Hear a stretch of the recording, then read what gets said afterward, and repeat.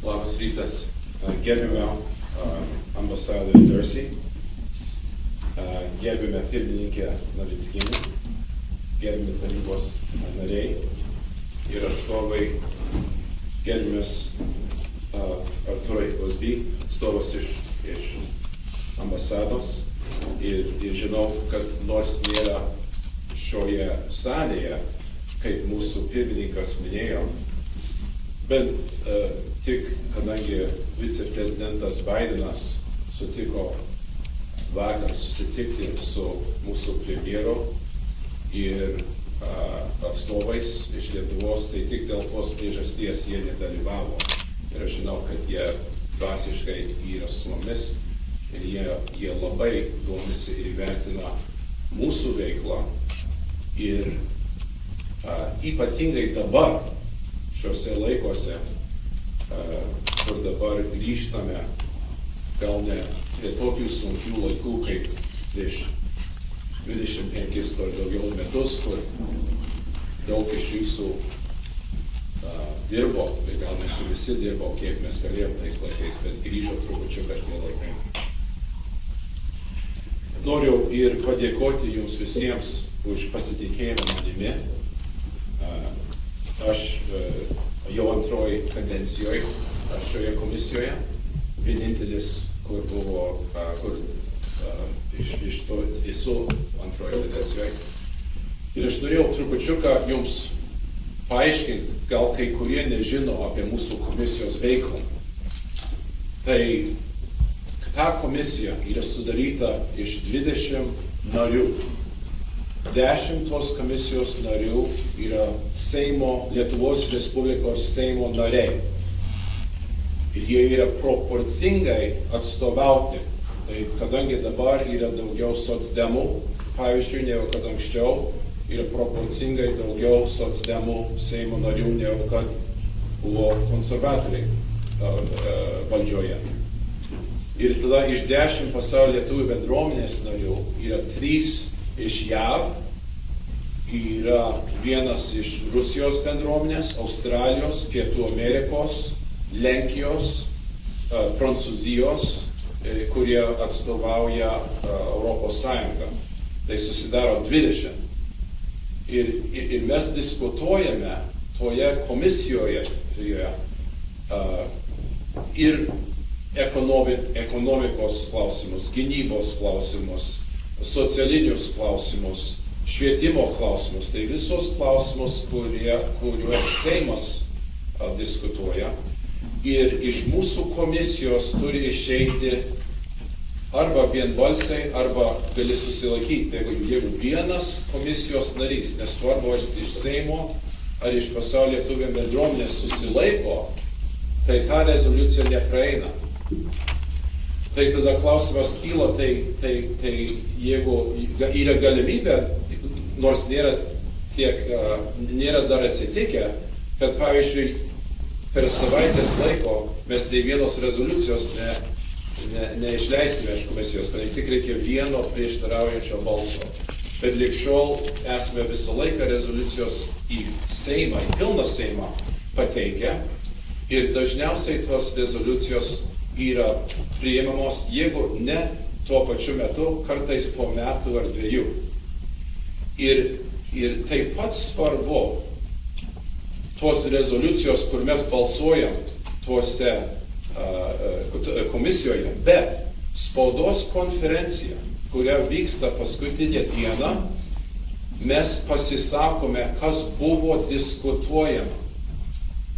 Ir čia eina per Lietuvos žiniasklaidą. Tai nesvarbu, ar vienas ar 2 prieštaravo prieš tą rezoliuciją. Mes nesako, kad buvo 18 už ir 2 prieš. Mes tik tai sakom, kad mes diskutavome, tokios nuomonės buvo, Lietuvos žiniasklaida apie tą prašo. Ir aš duosiu vieną pavyzdį. Pavyzdžiui, gal jūs žinote, nežinote, kad Lietuvoje dabar darbo kodeksas yra vienas iš sudėtingiausių darbo kodeksų rytų Europoje. Tai kas yra darbo kodeksas? Tai yra ryšys tarp darbdavio ar darbininko. Tai kai iš užsienio investitoriai žiūri į, daleiskim, į rytų Europos šalis, tai jie sudeda Latviją, Estiją, Lietuvą, Lenkiją, Čekiją, Vengriją, taip toliau. Ir jie žiūri, kur mums palankesnės sąlygos investuoti. Ir didelis minusas Lietuvoje buvo jų darbo kodeksas. And I want to point out that Ambassador Dursey, first of all, how huge is it that a U.S. ambassador has devoted 3-4 days of her life to be with us? I mean,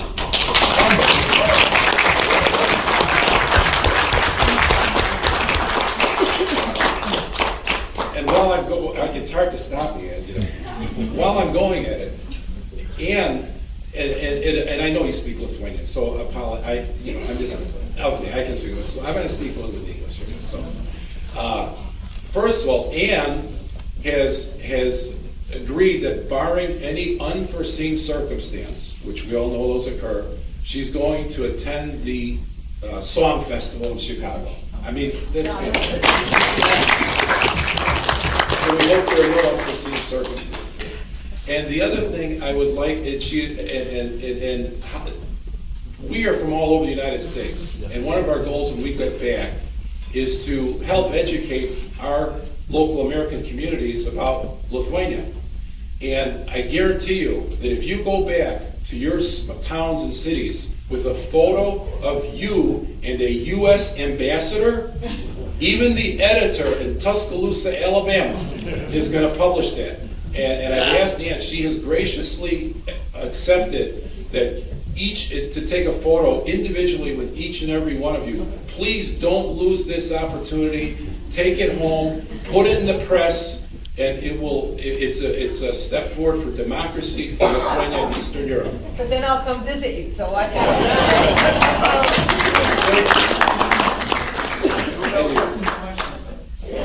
All right.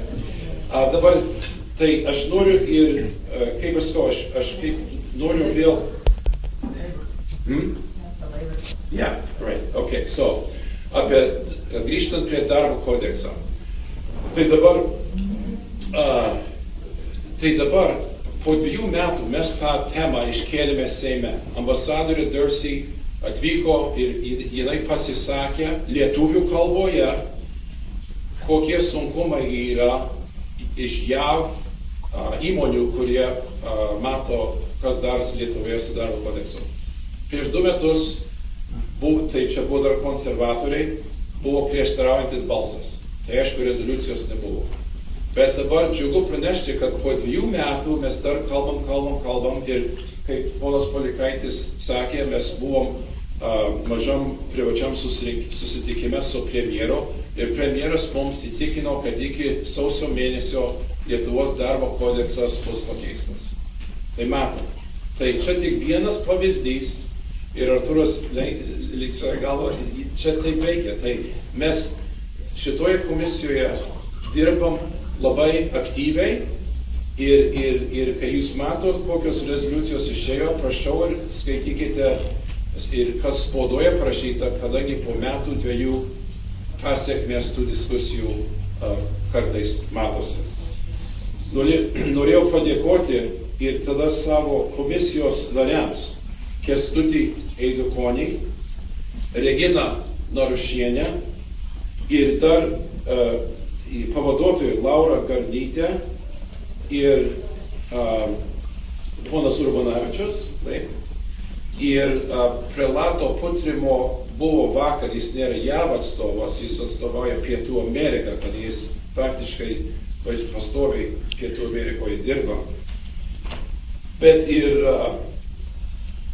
ir Jurgis Joga buvo pereitojo sesijoje ir Gražvydas Supronas, ir irgi pereito. Tai atsiminkite, jie važiuoja savo lėšomis, kartais iš savo darboviečių, savo atostogas praleisti šioje sesijoje. Tai didelis ačiū jiems.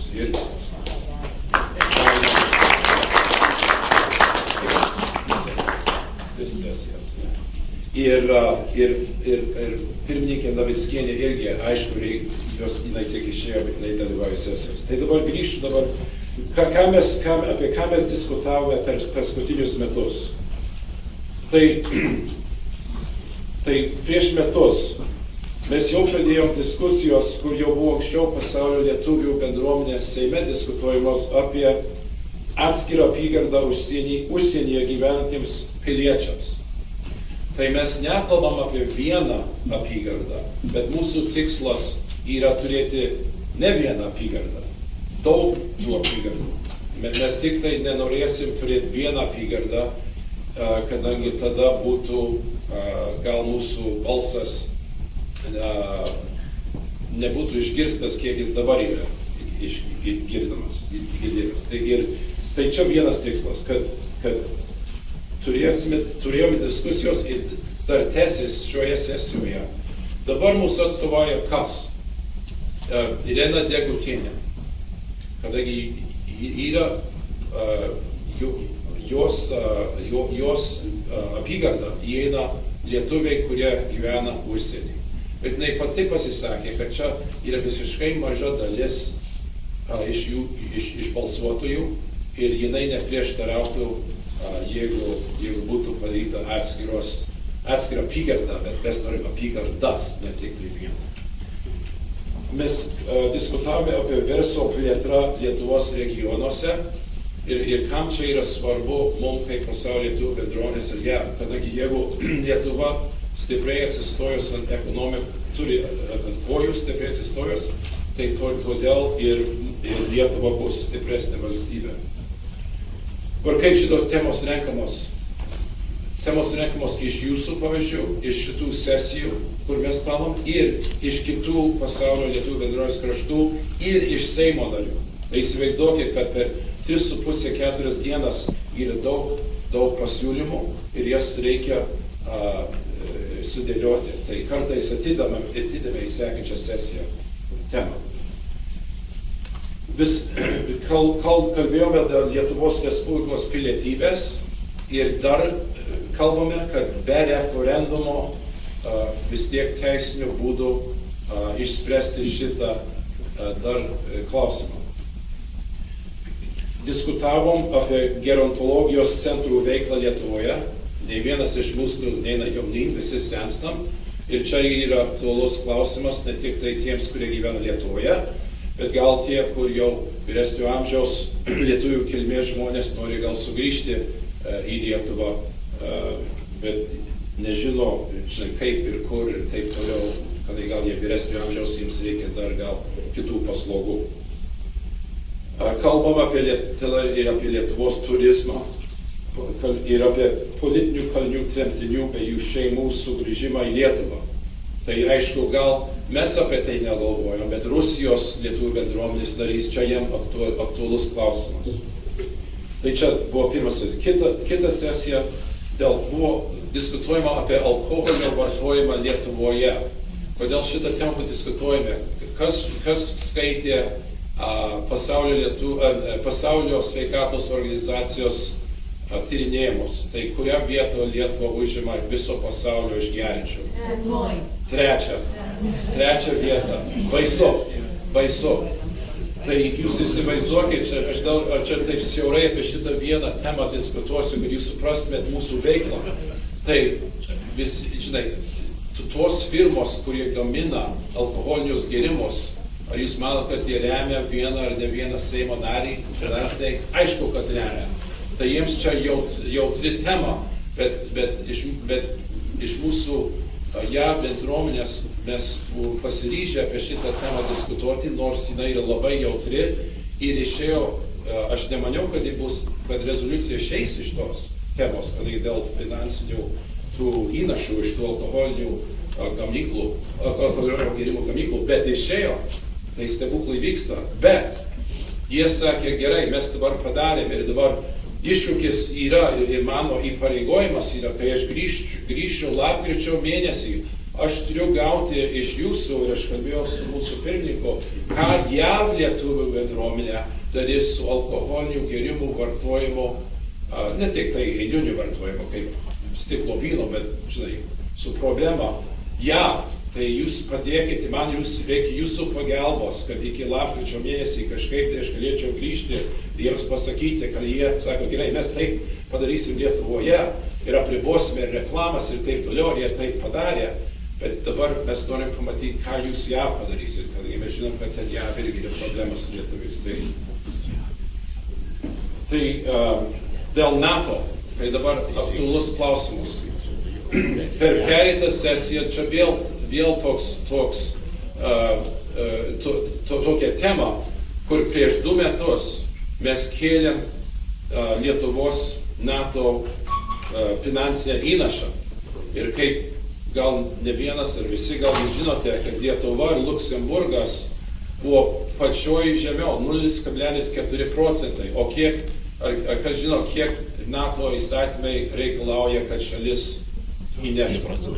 2%. Lietuva 0,4%. Yeah. O iš Baltijos šalių yra viena šalis, kur 2%. Estija. Labai gerai.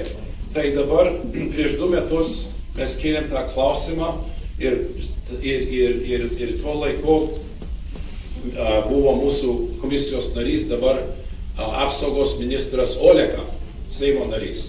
Ir jis prieštaravo prieš tą rezoliuciją, kad mes pakeltume 2%, negalim, krizė, taip toliau, rimtos priežastys. Dabar per pereitą sesiją, bet vis tiek iškėlėm tą klausimą. Tai iš tos sesijos rezoliucijos neišėjo. Vienas prieštaraujantis, nėra rezoliucijos. Bet spaudos konferencijoje buvo diskutuojama ir taip toliau, tai jau per žiniasklaidą. Dabar per pereitą sesiją, dabar kaip apsaugos ministras grįžta daktaras Olekas ir jis savo Seimo nariams sako, žinot, pakeičiau savo nuomonę. Ir dabar jis jau pasiryžo, ir Seimas patvirtino, kad iki 2018 metų, tai reiškia dar 4 metai, jie kasmet po 0,2 didins įnašą. Bet dabar dar naujesnė informacija, kad jie dar nori pagreitinti tą. Gerai, tai čia tai mūsų komisijos veikla ir čia this is how we do it. Tai dabar prelatas Putrimas, kadangi jis atstovauja Pietų Ameriką, tai liūdna tokia tema yra, kad yra iš Lietuvos nemažai jie vadinamieji mulai. Mulai tai yra angliškai mule, kur narkotikus veža iš vienos vietos į kitą. Ir yra lietuvių nemažai kalėjimuose Pietų Amerikoje. Tai čia buvo aktuali tema, kuris prelatas norėjo iškelti, mes sutikome ir čia buvo viena tema, kur iškėlėm ir kvietėm ekspertus. Tai baigiant, aš noriu vėl padėkoti jums visiems už pasitikėjimą manimi ir už pasitikėjimą tais išrinktais jūsų atstovais. Tikrai jie dirba. Ir jeigu jūs matytumėt, man vienas sakė, kai aš jūs matau pirmadienį ir kai aš matau penktadienį, tai jūs visi pasenote. Ir iš tikrųjų per tą savaitę kartais įtempta, ilgos dienos, bet atrodo, kad šiek tiek atlieka. Dabar, kas bus diskutuojame šį lapkritį? Ir aš tuo jos ir baigsiu. Aš nežinau, kiek laiko turiu, bet aš jau einu į pabaigą. O, tai gerai, tai bus ir klausimai gal, tai aš baigsiu. Tai per šią ateinančią sesiją, kaip mūsų pirmininkas minėjo, vyriausybė mus labai įvertina, bet eilinis Seimo narys neturi labai gero supratimo apie mūsų veiklą. Tai dabar per šią sesiją jie prašė iš mūsų, ar jūs galite trupučiuką jums paaiškinti geriau ir tą ataskaitą, kur mes išdalinom, kur visi turim, aš išimsiu tą paskutinį puslapį apie finansus, kadangi dar mes matom, kad mes patys turim susitvarkyti. Bet išskyrus tą vieną puslapį, aš išdalinsiu ir parodysiu, kokią turtingą veiklą mes turime čia ją. Dėl dainų šventės irgi mes, kadangi mes kviečia dainų šventės organizatoriai 4 grupės iš Vilniaus, Ir tai mes nemėginsime, mes pristatysime dainų šventę vėl kaip veiklą JAV lietuvių bendruomenės ir pažiūrėsime, ar galime gauti ar paramos, nežinau, ar finansinės ir kitokios iš Lietuvos, gal iš Europos Sąjungos kokio fondo, bet tas bus iškelta. Toliau pilietybės klausimas dar neužmirštas ir vėl diskutuojame pilietybės klausimą.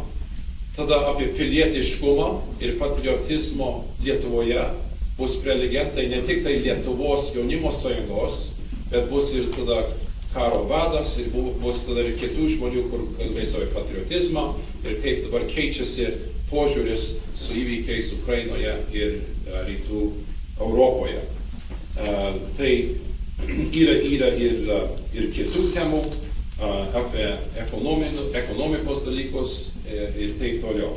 Tai baigiant, noriu vėl, kaip sakiau, priminti ir pasinaudoti ambasadorius Darcy sutikimą, kad fotografuoti su ją ir kad gausiai dalyvautumėte dainų šventėje. Ir dabar dainų šventėje jie dabar pakeis tą vieną skaidrę, kur jie rodė, kad ten bus jauki salė, 3000. Jie dabar išims tą jauki salę, kad ten bus 10 000. Tai sveikinu juos. Tai kai jūs pamatysite dainų šventės skaidrę, sekantį sykį bus projekta visa salė ir jie mano, kad kiekviena vieta bus užimta su mūsų visų pagalba. Tai ačiū.